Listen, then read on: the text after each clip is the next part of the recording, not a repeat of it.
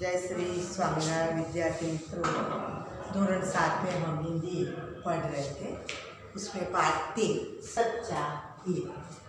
कल सच्चे हीरे की बात की थी। तो आप जानते हैं कि सच्चा हीरा किसे कहते हैं। तो 4 स्त्रियों में से चौथी स्त्री का बेटा सच्चा हीरा बताया गया था। आपकी परीक्षा के अंदर बड़े सवाल पूछे जाएंगे और यह जनवरी की प्रथम परीक्षा जो द्वितीय सत्र की ली जाएगी, उसमें आपको बड़े प्रश्न के साथ थोड़ा व्याकरण भी पूछा जाए। आपकी जो किताब है, पुस्तक है, उस पुस्तक में विशेषण, काल परिचय, मुहावरे, समानार्थी, विरुद्धार्थी ऐसे व्याकरण में कई प्रश्न आते हैं। तो यह भी आपको तैयार करने हैं।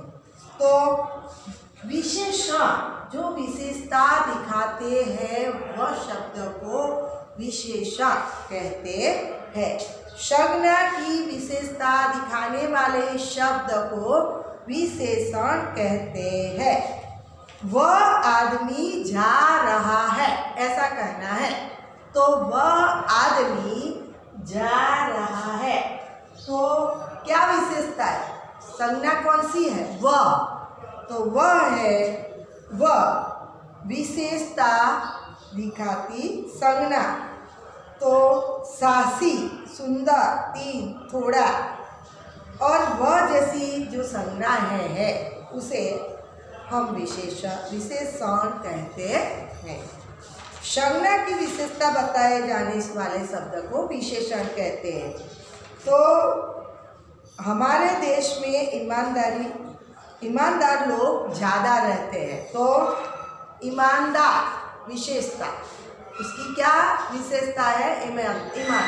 तो ईमानदार, तो ईमानदार शब्द क्या कहलाएगा? विशेषण। शरीर के साथ मन स्वस्थ रखना जरूरी है। तो स्वस्थ, तो स्वस्थ क्या है? विशेषण। तो इस तरह पाठ 1 में विशेषण के वाक्य पुस्तक में दिए गए हैं। यह भी आपको तैयार करने हैं। गुणवाचक विशेषण, निश्चित वाचक विशेषण, अनिश्चित वाचक विशेषण, इतने जो विशेषण है वो सभी आपको पढ़ने हैं। उसमें उदाहरण सहित दिया गया है पुस्तक में। आप सबके पास पुस्तक तो हिंदी का होगा ही। तो आपको यह वाक्य तैयार करने हैं। फिर मुहावरों के अर्थ, पाठ के आधार पर मुहावरों के अर्थ पूछे जाएंगे। तो पाठ के आधार पर पहला, दूसरा, तीसरा और चौथे पाठ के आधार पर जो मुहावरे आते हैं उस मुहावरों के आधार पर आपको पूछे जाएंगे। मुहावरा भी पूछा जाएगा। समानार्थी और विरुद्धार्थी शब्द से आप परिचित है। समानार्थी शब्द जो शब्द है उसका दूसरा ऐसा ही शब्द, उसका अर्थ वही हो, उसे समान अर्थ वाले शब्द को समानार्थी शब्द कहते हैं। विरुद्धार्थी शब्द, तो जो विरोध, जो शब्द है उसका विरोध हो, विरुद्धार्थी कहते हैं। तो इस तरह के यह वाक्य तो आप परिचित है, मुहावरों से भी परिचित है और विशेषण भी आप धोरण 6 में पढ़ गए हैं। फिर काल परिचय। तो काल परिचय तो विद्यार्थी आप जानते हैं काल का परिचय।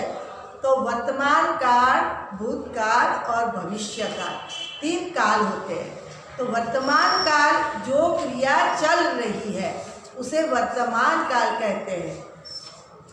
जो क्रिया हो गई है उसे भूतकाल कहते हैं। और जो क्रिया होने वाली है, अभी नहीं हुई है, उसे भविष्य काल कहते हैं। तो विद्यार्थी मित्रों, हम जानते हैं कि बुक में पाठ 3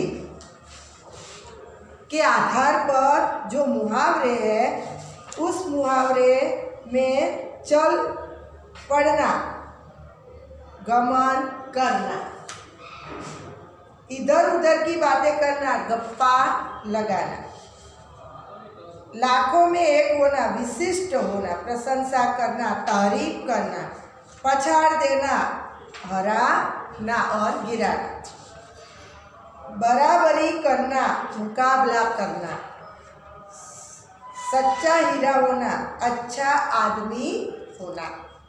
तो इस तरह के मुहावरे भी दिए गए, वह भी आपको तैयार करने हैं। साथ में उस पुस्तक में वर्तमान काल, भूतकाल और भविष्य काल के वाक्य भी दिए गए। मैं आपको 2-3 वाक्य की चर्चा करती हूँ। तो वर्तमान काल, हम भी तुम्हारे साथ चलते हैं। तो वर्तमान काल ऊपर तुम्हारे साथे चालू छू, हम भी तुम्हारे साथ चलते हैं, वह भी वर्तमान काल। आज स्कूल में छुट्टी है, आज क्या है, स्कूल में छुट्टी है, तो छुट्टी है, चलते हैं। પછી रमेश बाग में खेलता है, तो अभी खेलता है, वर्तमान काल है। यह वाक्य वर्तमान काल के है। मैंने उसे फूल दिया, तो मैंने उसे फूल दिया, वर्तमान काल है। तो इस तरह के पुस्तक में कई वर्तमान काल के वाक्य दिए गए। उसी तरह भूतकाल, तो भूतकाल में जो क्रिया हो गई है उसे भूतकाल कहते हैं। तो मैंने उसे फल दिए, पहला आपी दीधा था, फल એટલે કે ફળ આપી દીધા।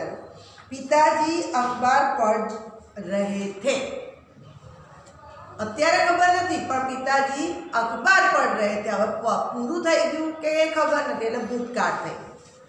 गांधीनगर गुजरात में है,